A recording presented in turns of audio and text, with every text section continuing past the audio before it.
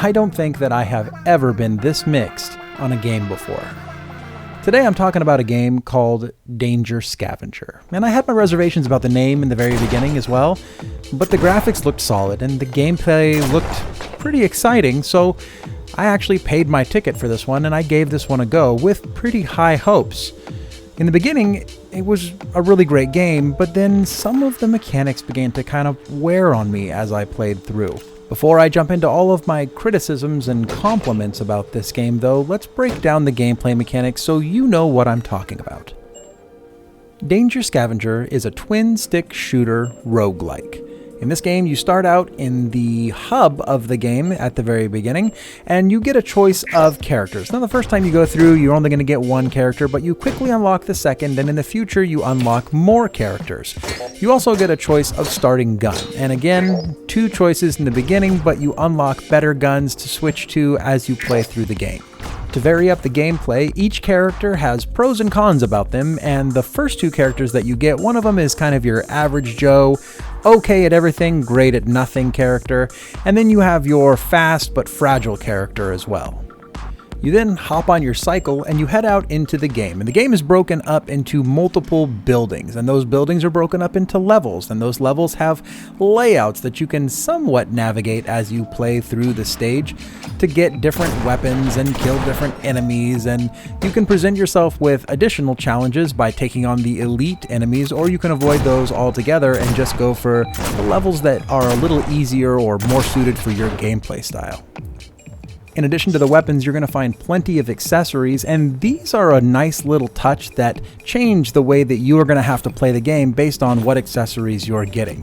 For instance, if you get a drone, you might want to hang back and let your drone do some of the work for you, or if you get extra missiles, you might want to be shooting a lot more to trigger those extra missiles. These accessories also stack, so if you find multiple of the exact same accessory, you can buff up something like, say, your melee abilities, and then at that point you're going to be looking for a good melee weapon so you can maximize all of your equipment together. You're going to need a mix of really good luck and really good strategy if you want to take on this game, because there is a huge diversity in the enemies. There is no shortage here with enemies that shoot mines, and enemies that shoot lasers, and enemies that shoot breaking up grenades that are going to kind of go all over the place. You're going to have to be prepared to use whatever utilities and accessories you have with whatever guns you have to take on a variety of challenges as you make your way through each tower. Once you get to the top of the tower, you fight the boss, which is usually just this robot thing, because the story here, even though it's super shallow, is just the humans need to fight off some nefarious AI, and it pretty much starts and ends with that as the story. It's really, really thin, but I don't think it needs to be anything more than that. It just needs to have some vehicle for why you need to get through this big tower of different levels and enemies. Along your journey through these levels, you'll be able to break environments and kill enemies to collect scraps, which is your currency through the game. And on some of the levels, you'll actually find stores where you're allowed to buy up to 3 different items. You won't always have enough money to buy all of them, but sometimes you may. You'll have to select which accessories are the most important to you and make your purchases wisely so you can proceed through the tower. Like many other roguelikes, though, once you die, you're dead. And in this game, you don't get to keep your scraps, you don't get to keep your weapons, you're dead, and you start over from the very beginning. The one silver lining here is that you get a score on your journey through the tower, and if your score is high enough, you will unlock new items that will get added to the pool, and for the most part, these new weapons and utilities that you unlock are better than the ones that you already have. And this is where my criticism begins. These days, rogue-type games are broken pretty much into 2 categories, roguelites and roguelikes. And what I'm going to say here is subjectively my opinion, but I think that this is accurate. Roguelike games and roguelite games are broken, or they're differentiated, I should say, by how they affect the gameplay loop. And what the gameplay loop is what keeps the player going through the game. In both roguelites and roguelikes, the player is going to die a lot. In a roguelike game, There aren't many, if any, upgrades throughout the game. You die, and you learn how to play through the game mechanics, how the varying enemies work, and when you die, you're left with a sense of, oh wait, I understood why I died, now I'll do better because I've learned more and I can play it again.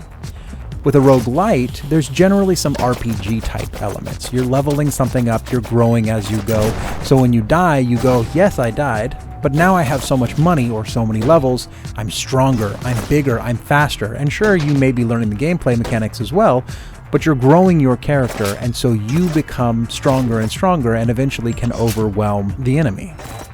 To a fault, Danger Scavenger attempts to be both of these.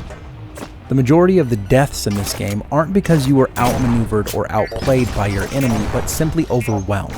And for that, you need bigger guns, you need to move faster, you need to have more health. Well, the mechanism that the developer has given you in this game to overcome that is random guns that are unlocked via a score mechanic. The end effect of this somehow feels very insufficient. First, the random items that are unlocked through the score mechanic is not really well explained through the game in the beginning. You have to actually play through and die enough times and realize what the game is trying to show you. By the time that you finally understand that you're unlocking new weapons and items through that score mechanic, it feels a little cheap that when something unlocks, you don't immediately get it, like, for instance, in Dead Cells, where you unlock something and you are immediately handed it so you can check it out and then become excited for the item that you've just obtained. Instead, you have to die, go back to the hub, go back into the game, and then hope that the lottery gods actually give you the new item that you've just unlocked. This all would be fine, but the problem then goes back to the problem of the game loop. When the player dies and you end back at that "do you want to start over" screen, there is no incentive for you to start playing again. Sure, you unlocked something, but you have no idea what it is that you've unlocked. And you also know now that you've started over at the beginning of the game again, so you feel very defeated, and it ends up kind of killing the game loop rather than inspiring the player to continue playing. And yet, despite this, there is some incentive, or at least there was for me, to keep playing even after I've died. And that's because the fundamentals of this game are rock solid. The game controls are very tight, the visuals and the aesthetics overall are right on the money. The sound quality is superb, though I would have some criticisms about the redundantness of the soundtrack. It still feels appropriate for this game, it just is a little bit loopy for me. The randomness and variation of what you get for accessories really played a cool effect on this game because it could change the gameplay style that you're forced into based on what you get, and I really liked that effect. My overall personal opinion on this game was that for me, this is a little bit harder than I'd want a game to be, and that's not coming from someone who shies away from difficult games. Even after beating the first tower and then dying in the second tower and having to start over again, all of my deaths made me feel a lot more defeated and a lot less inspired. This game feels like it's always waiting for that aha moment and that I'm so powerful moment, and that moment just never comes. Yet somehow, despite all of these criticisms, I really like this game, and I'll probably end up booting this game up several times over the next few days and play a few rounds.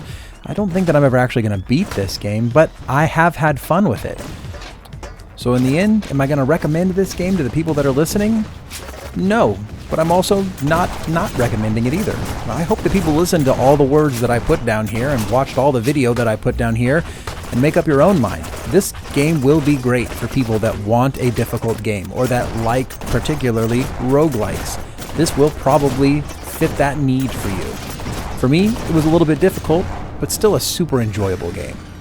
I think this game is reasonably priced at $15, but for anybody looking for value, $10 is probably more of the value price. It's currently available on Steam, but it is coming to Switch and PS4 and Xbox One in Q4 of this year. Make sure to like this video if you liked this video, subscribe to the channel, and until next time, this has been Pixel Freak.